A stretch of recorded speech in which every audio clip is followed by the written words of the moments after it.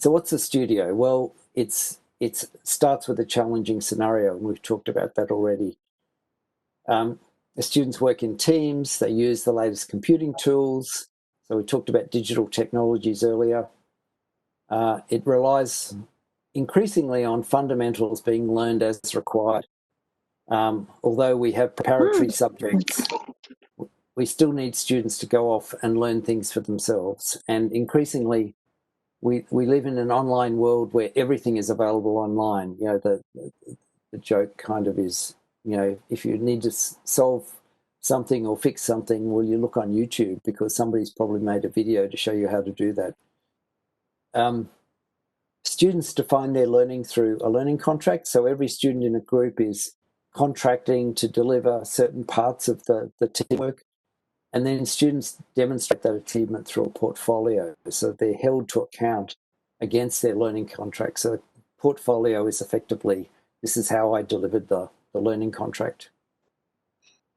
So that's all great. It's great to have big ideas like studios. And I've been at UTS now for about 4.5 years working on this with a team of learning designers. And one of the things that we faced was, how do we make this kind of change happen? You know, we had these grand ideas. We knew what needed to be done. Unfortunately, we did have and do have a Dean of Engineering and IT who was very supportive, and he really wanted to see this kind of critical change happen. Underneath the Dean, of course, we've got a bunch of heads of school. We have 7 schools in our faculty. And I probably should say that the support of the heads is a bit variable, as might be the case in your university. We have a very passionate associate dean for learning and teaching who leads and coordinates this change. So he's been responsible for making this work. We have deputy heads of school for learning and teaching who then are at the coalface effectively with the academics to help coordinate new curriculum, who's going to teach it, you know, what skills do they need, and so on. We have a team of learning designers. We have 4 learning designers who work with me to do the fine detail of designing subjects, designing curriculum. But then, of course, we rely on our academic colleagues to also do all the hard work to actually do the teaching. So ultimately, we also need them on board. And then I want to mention the students, because we often think that the students are the passive recipients of our work, but I want to show you one example where the students have actually become the leaders and become the teachers in Summer Studio. Now, if you've read any of Ruth Graham's report, and I know she gave a keynote at CEFI just last week, in 2012 she did a review of how do you make change happen. It was called Achieving Excellence in Engineering Education, the Ingredients of Successful Change, which you'll find quickly with the Google search. And I haven't got all the reasons here, but I've kind of picked out what I think are the critical success factors. She says, it's always good to have a crisis. And that might be falling enrolments. It might be, I don't know, reduced government expenditure. There could be a whole lot of things. And in our case, it's things like climate change, the need to produce different kinds of graduates. But you need to get people motivated. And that's what, if you read the theory of making change happen in organisations, there's nothing like a good crisis. But also be ambitious and aim high. So, do big things, don't just do little things. And I'm going to come back to that a bit later and contradict myself. She also identified that heads of departments and schools are absolutely critical, that if you don't have their support, sooner or later, the change that you've made will get unpicked. And you can think about that in your own institution. But also academic engagement is critical, and what we find is work with the willing and don't worry too much about the unwilling. because eventually they'll either come along or they'll leave. The team teaching is absolutely essential, so that the more you can get your academic colleagues working together in twos and threes, the more successful you're likely to be. And as a precautionary note, nevertheless, many innovations are not sustained, and that's just the way it is. So I thought there are ways of making big change, and I put this slide in a presentation a while ago, and I thought it fitted in quite nicely here. That the idea that although I said think big, but start small. Sometimes you just need people to try things out, and so to get them to put a project in a single subject to see how students react, and then for them to go, wow, that was great. Students have asked me different questions this semester to all the questions they've ever asked me before. They stopped asking me, is this on the exam, sir/miss? And once you start to develop that academic capability, then you can get people thinking a bit bigger. You can get them to rethink a sequence of subjects like thermofluids or structures. You can get them to take a project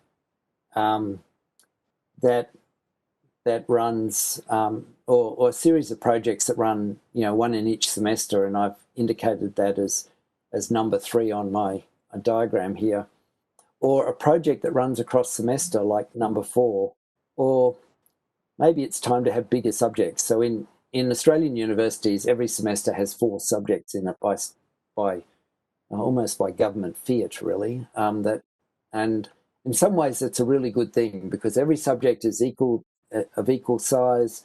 They're interchangeable building blocks. Students can assemble curricula much more flexibly. Okay, so I better move along. So I want to talk about one key innovation that I think was quite critical to some of our success over the last 2 or 3 years, and that's summer studios. So we decided that if we wanted to try out this idea of studios, it would be good to have a place where we could experiment. And at the time, the university really wanted us to run more subjects in summer. So I said, well, why don't we have summer studios? It would be a single subject. It would run intensively only over 6 weeks, not usual 12, 13, 14 weeks. And the interesting thing that arose is what I've called student-led studios, but I'll come back to that in a few slides. So the learning objectives are very broad. So it's a project-based subject, obviously, engage with stakeholders, apply design thinking, use technical skills, be collaborative, build in reflection. So we're using design thinking. Many of you will have seen that diagram many times before. I won't elaborate on that right now. And we've also used agile project management as a way of getting students to manage themselves.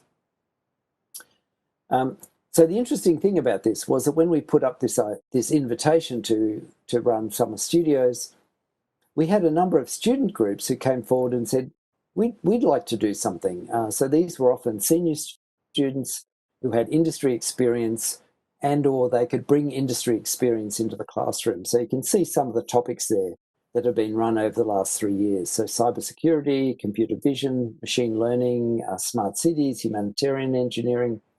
And the picture there shows the bunch of students who did this vivid light show back in 2018, where they built this model of one of our buildings in this short period of time.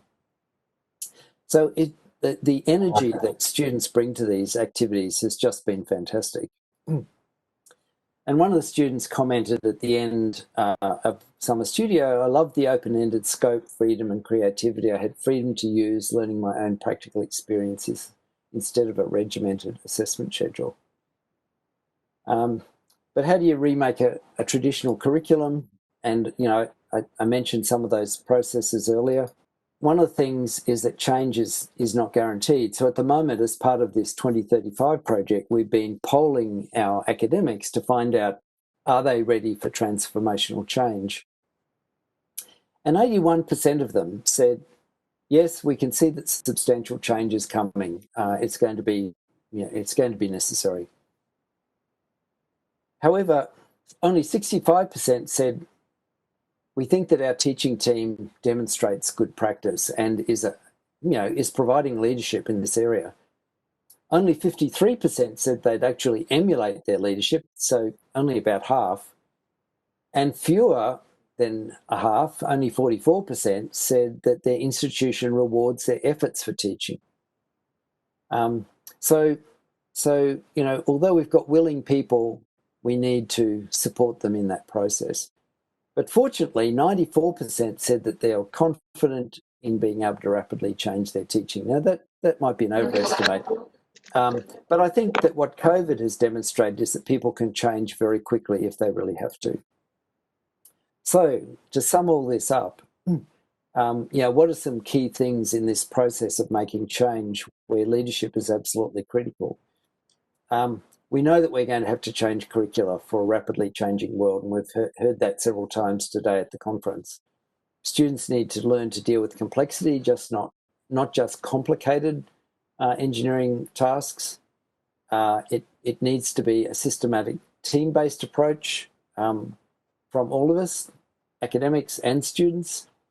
The heads of departments and schools are critical allies, and we need to get them on board to make sure that the changes are embedded.